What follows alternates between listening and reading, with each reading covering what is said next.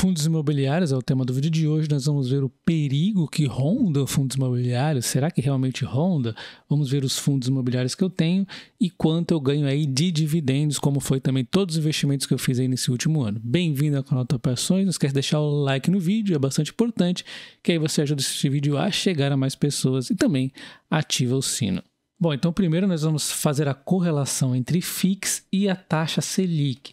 Mas presta atenção que eu não vou fazer aquela análise simplória de apenas bater uma taxa com a outra aqui e ver a correlação não, porque tem mais coisas por detrás disso. Então a gente vai tentar entender junto aqui o comportamento do IFIX correlacionado à Selic, tá? Porque não é só a Selic, tem toda a economia por detrás. Bom, de qualquer forma a gente vê que então, desde que nós temos aqui o histórico no FII de 2012, a Selic aumentando e o IFIX caindo, né? Depois a Selic cai, o IFIX sobe, né? E aí realmente vem a pandemia e acabou caindo, mas depois se recuperou, porque a Selic estava em baixa, só que aí veio novamente a queda, esperando já o aumento aqui da Selic acontecendo, né? Então, isso aqui é o modo cru de fazer análise. Agora a gente vai entrar um pouquinho mais de detalhe, né? Primeiro, nós vemos aqui realmente uma Selic caindo aliás, uma Selic subindo enquanto o IFIX caía. Vamos ver o quanto caiu primeiro, né? Então, observamos aqui que do topo até o fundo máximo caiu 24%, e depois ele meio que ficou lateralizando aqui nos fundos, né? Ficando entre 24% e 20% de queda. 2 anos de lateralização depois de cair 20 e poucos por cento. Então, realmente sofreu com o aumento da Selic, mas observe, o IFIX começou a subir antes da queda da Selic. Por quê? Observe que é 2016 aqui, né, o ano do impeachment, o mercado já começou a precificar uma melhora na economia, consequente redução da taxa Selic, e então foi o que aconteceu. Então, o IFIX aí conseguiu antecipar um pouco a economia, né? Normalmente a gente vê esse comportamento normal no Ibov. O IFIX às vezes parece meio bobão, mas às vezes ele consegue antecipar. Aqui ele conseguiu antecipar um pouco a melhora. E aí, na sequência, então, a gente continuou com a queda da Selic, continuou aumentando o IFIX até que veio a pandemia, a recuperação porque a Selic estava em baixa ainda, então não tinha por que ficar em baixa, ficou na alta até que começou a aumentar aqui a taxa de juros. Você observa que nesse momento o mercado não antecipou nada, né? Ele foi reativo, começou a aumentar a Selic, ele começou a derrubar a cota lá para o fundo do fundo do fundo. E, de repente, o mercado começou a ver um cenário onde a Selic já iria atingir um topo. E aí o mercado começou a precificar um fim de aumento da Selic. E aí realmente a cotação subiu. Como que começou a acontecer? O mercado começou a perceber que talvez não fosse o fim aí da trajetória de aumentar a Selic. Talvez tenha um risco da Selic aumentar mais, o governo aí com teto de gasto, com um monte de risco aí, né? O próprio mundo aí, não é só o Brasil, né? Então, isso fez o mercado descontar mais um pouco aqui as cotações da Selic. Então, isso aqui, aliás, das cotações dos fundos imobiliários. Esse aqui, então, é o comportamento do IFIX de modo geral. Então, o que você tem que pensar agora é o seguinte: será que é tão importante assim ficar atento fixamente aqui nas cotas? Talvez seja mais interessante você ficar atento aos dividendos e utilizar as quedas das cotas exatamente para comprar, né? A gente já vai ver sobre isso, mas antes vamos fazer aqui uma correlação e vamos pegar como representante dos fundos imobiliários de papel o MXRF11, ele tem aqui CRIs atrelados à Selic, também a inflação, além de ser bastante popular e seguro, né? Tem CRIs de qualidade, recentemente ele foi muito para esse caminho. Enquanto o CID11, ele tem aqui, é um fundo imobiliário de tijolo, né? Que não é o top de linha como o HGLG11, está num preço descontado nesse momento, e ele tem aqui uma performance interessante porque ele é um bom fundo imobiliário, né? Não é o top como a HGLG11, mas tem aí uma boa performance. Então a gente vai comparar aqui o MXRF11, a gente vai ver que tem uma correlação aqui com o IFIX ambos, né? Embora o MXRF11 tenha cada vez mais focado em qualidade mais para cá, ele começa a ficar mais parecido ainda com o IFIX, até indo com uma performance um pouco melhor do que ele tinha antes, quando ele era mais arriscadinho aí, né? Então a gente vê o MXRF11 ainda junto com o IFIX praticamente, só que abrindo uma distância aos poucos, enquanto o CID11 também a mesma coisa, né? Um pouco mais volátil em algum momento, quedas um pouco mais acentuadas, mas recuperações também mais acentuadas, né? Desse fundo aqui para o topo, subiu horrores, né? Depois caiu praticamente igual, ou até um pouquinho menos do que o IFIX, né? Mas essa alta aqui foi bem mais, né? Subiu aqui 30 e poucos por cento, foi realmente uma alta explosiva e a queda foi mais ou menos aqui igual ao IFIX, né? Então, em resumo, o aumento da Selic sim causa queda nas cotas dos fundos imobiliários, enquanto a queda da Selic aumenta sim os fundos imobiliários, um pouco mais correlacionado ao tijolo do que ao papel, mas é bem parecido na verdade, né? Então, essa é a lógica, é verdadeira em termos de cotação, né? Mas em termos de fundamento, será que realmente o aumento da Selic atrapalha os fundos imobiliários de papel e de tijolo? Bom, no caso dos de papel, quanto também para os de tijolo, só seria ruim no caso de um cenário caótico e realmente a Selic ficar alta, ou não precisa nem aumentar, só de manter alta aí e realmente causar uma pressão que vai causar inadimplência nos fundos imobiliários de tijolo, dos inquilinos e também dos de papel, o cara não conseguir pagar aí as suas dívidas, né? Então, esse é o risco que tem nos dois. Aí você vai ter que analisar cada fundo imobiliário. Como é que está o tijolo? É um imóvel interessante? Quem são os inquilinos dentro? Está bastante diversificado? Caso não seja... Enfim, né? Tem que ver todas essas questões, enquanto o de papel tem que ver também a qualidade dos fundos, para quem está emprestando, tudo isso tem que ser analisado, né? E também, em termos aí de dividendos, o que a gente vai acabar esperando é que ao longo dos anos os fundos de tijolos vai acabar acompanhando a inflação, então isso aqui tende a aumentar os dividendos, enquanto os fundos aqui de papel, eles não vão acompanhar a inflação ao longo do tempo, eles vão entregar a inflação, né? E vão variar conforme a inflação ou a Selic. Então, eles não têm a tendência de ir aumentando. O patrimônio ali é fixo, é um papel, né? Ele não aumenta de valor, tá? Como a gente pode ver, o MXRF11, ó, ele foi oscilando aqui, ó, conforme foi oscilando as inflações aqui. Ó, aumentou a inflação Selic, aumentou o MXRF11, tá? Então, vai ter que ver cada um de fio de papel para entender a sua particularidade aí. E quando a gente começa a ver os fundos imobiliários de tijolo, nós podemos ver que existe uma tendência de crescer os dividendos, né? O CID11 ele teve um probleminha aqui para cair nesse momento, mas depois já voltou o crescimento. E aí, quando trabalha bem feito com o BTLG11, acaba subindo acima da inflação, mas a gente nem deve esperar isso sempre. O esperado é pelo menos acompanhar a inflação. Então, subir o dividendo que seja um pouquinho para acompanhar a inflação já se torna um dividendo aí perene, né? A gente vê o HGRU11, ele é um fundo imobiliário aí de lojas e de também educacional. A gente vê que ele teve aqui uma certa dificuldadezinha na época da pandemia, mas depois recuperou. Você não chegou a diminuir o dividendo, mas ficou meio aí que lateralizado, né? E depois aumenta, tem alguns não recorrentes no caminho aí. E é um bom fundo imobiliário que às vezes faz até umas boas trocas, é muito bem administrado pela gestora. E o HGLG11 também, uma gestora muito boa.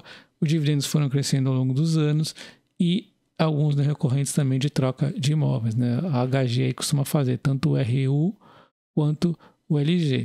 O MAL11, né? Shopping, aí já sabem, né? Tá aqui, o dividendo teve a queda com a pandemia, lockdowns, né? E aí a recuperação e aumentando o dividendo, um fio de shopping muito interessante. O VTLT11, que é um fundo imobiliário mono, tá? Que eu usei aqui como exemplo, que não precisa nem muito trabalho. Se o cara fizer o basicão aqui, é um mono, né? Não tem muito segredo. O dividendo vai crescendo sem segredo nenhum, porque é reajustado pela inflação, tá? Então, é muito tranquilo. Eu já vou mostrar minha carteira de fundos imobiliários, mas antes, só comentando que eu vendi, né, no começo aí, no mês 4, os fundos imobiliários de papel, até havia comentado que faria isso, principalmente o H7R11 aqui, que estava quase acontecendo os enroscos, né? Eu entrei no HGRU11, fui comprando aí, mas fui bem devagarinho aqui as minhas compras, né? Sem grandes segredos, deixa eu mostrar todas elas. Bom, então está aqui, comprei 5.750 no ano de 2022, sendo que desses 5.750, 1.790 foi aí de dividendos, né? Então do meu bolso, na verdade, saiu 3.960, fazendo uma média aqui, só dividindo por 12, só para ter uma noção, deu 330 aqui por mês que eu investi em fundos imobiliários e 150 aqui de dividendos por mês foi a média do recebimento. Então eu recebi aqui no primeiro mês do ano R$ 109,40 e no último já estava recebendo R$ 167,70, mesmo tendo feito essa troca aqui de fundos imobiliários de papel por tijolo, né? Que reduziu o yield, mas eu fui comprando depois e aí deu um crescimento aqui, ó, constante, né? Lógico que com uma compra ou outra acontecendo no período. Que nós vemos então um patrimônio inicial de 16.900 terminando aqui em dezembro de 2022 com patrimônio de 22.650.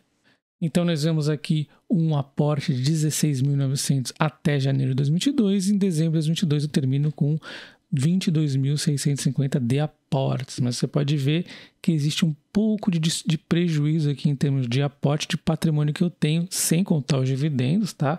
Os dividendos aqui realmente já ficaria positivo, mas quando a gente não conta o dividendo em termos de aporte, eu estou negativo porque eu comecei... Fundos imobiliários eu não tenho uma trajetória tão longa quanto ações. E ações eu comecei em 2007, fundos imobiliários em 2020 e sim, eu cometi erros indo aí para os fundos da XP, a XP foi uma decepção, enfim, né? Foi mais a XP mesmo, os erros aí, que foi o que eu mais comprei no começo, e aí eu fui trazendo esse prejuízo e ele até deu uma diminuída aqui ao longo do tempo, mas, enfim, né? Tem que preocupar mais com os dividendos mesmo que a coisa dá certo, tá? E observando aqui os meus fundos imobiliários, embora eu tenha experiência em ações, fundos imobiliários é diferente. Uma coisa que eu aprendi é que o gestor é muito importante e não adianta ir no nome, né? Tem que ir realmente ir na qualidade. E dois que eu gosto muito é a BTG, com algumas leves ressalvas, mas no caso da BTLG11 está indo muito bem. E a Credit Suisse aqui com a HGLG e o HGR11 que eu tenho, a Credit Suisse é fantástica, tá? E a XP, infelizmente, decepção bastante grande, né?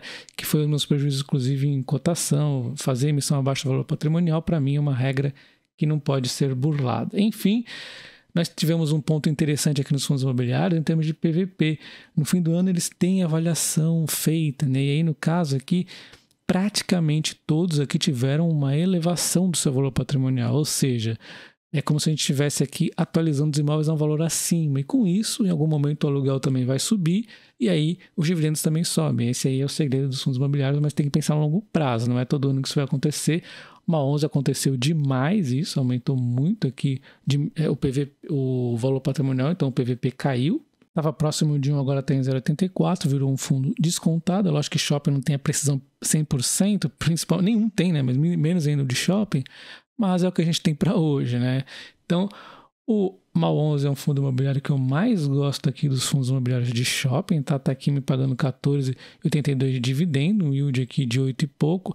Um fundo imobiliário que eu gosto, uma taxa baixíssima de gestão. Nós temos o HGBS11, que eu não ando comprando, mas ele tá aqui com um PVP de 0,83, não teve muita elevação. É um FII aí que eu acho mais ou menos, né? O dividendo dele também está aí nos últimos 12 meses próximo do MAL11, né?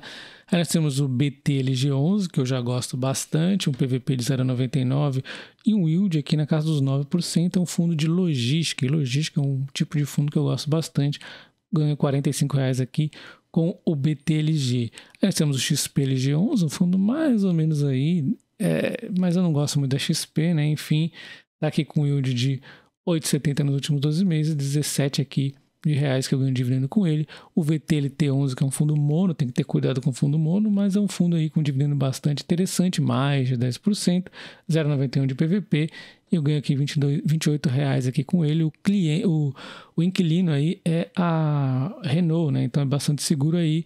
Contrato atípico até determinado ano, depois vira atípico. Nós temos o CID11, que é um fundo também bastante legal, 0,92 aqui de PVP, 15,58 que eu ganho de dividendo com ele, e ele é um fundo que está um pouquinho alavancado, mas ele também tem a estratégia de last mile, assim como o BTLG11, né, que é ficar aí próximo ao centro de entrega, bastante interessante também.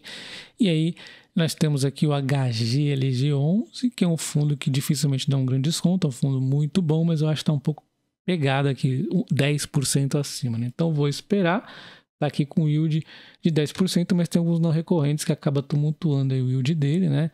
Enfim, ganha aqui apenas 5,50, tem um pouquinho dele aí. Nós temos o RBED11, né? Educacional, 0,82, é um fundo bastante barato nesse momento aí, né? Paga bons dividendos, na casa dos 12%, seja qual for o horário que você faça aqui, mas ele é do setor educacional, tem que ter pouquinho de cautela aí.